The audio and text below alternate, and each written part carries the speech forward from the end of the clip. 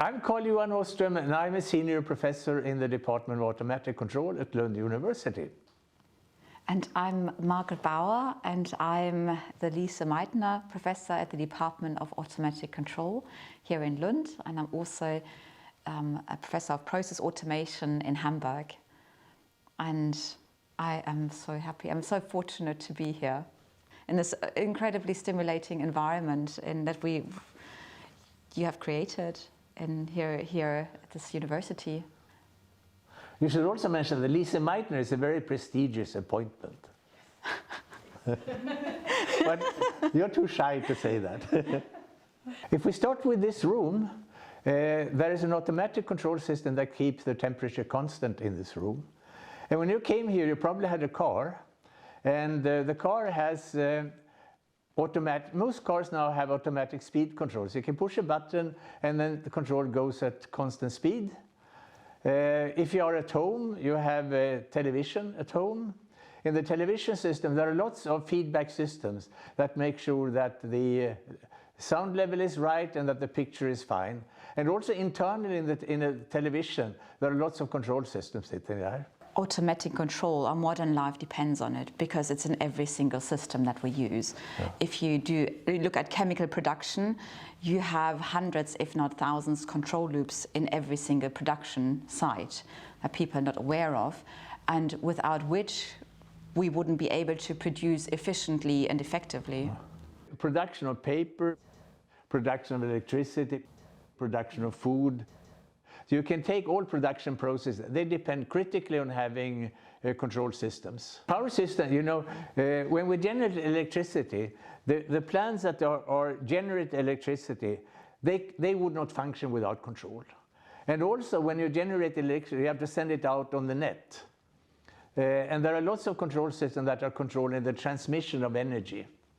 Then you also have wastewater treatment plants, so increasingly more and more countries like Sweden and Germany will recycle their water.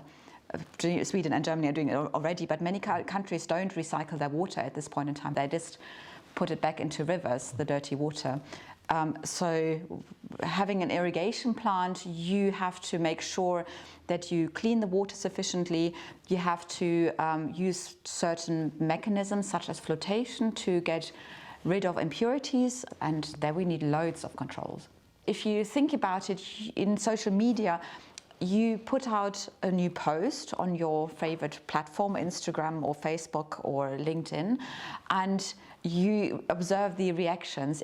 We talk about time constants a lot, and that's an example of a time constant. How many people are reacting in what time? And control theory provides a basic structure to analyze this behavior. So it can potentially be very powerful to understand these networks. And also if you look at your own body, you have the ability to balance when you're standing upright. And there's a feedback system that allows you to do this.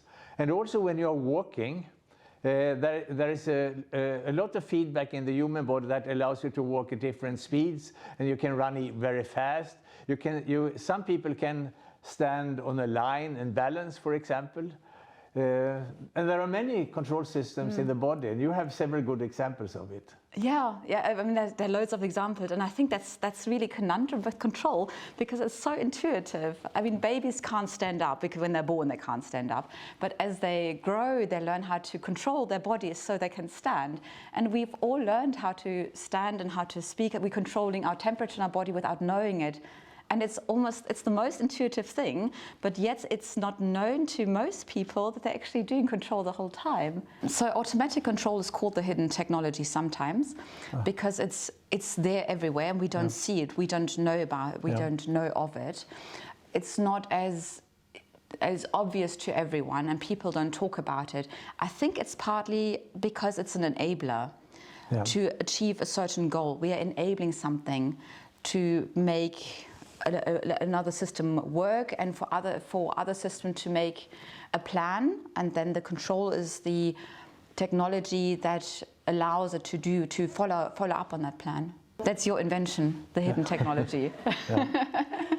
Now, I wanted to find a catchy name, you know, for a talk at a conference. I thought it's hidden because it's used practically everywhere, but most people don't talk about it. So that's why you call it the hidden technology. That's one reason for it.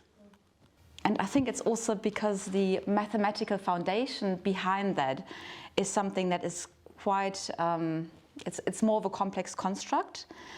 So the main principle of automatic control is the feedback loop, that you take a measurement and you compare it against a certain wanted behavior, and comparing just means subtraction. It doesn't mean anything complicated. You're just subtracting the two. You look at the difference between the two, and then you make a decision, and you will act on your process will update, and it will go round, and that's the negative feedback loop. So you can say control is this magic thing which sits between the sensor and the actuator.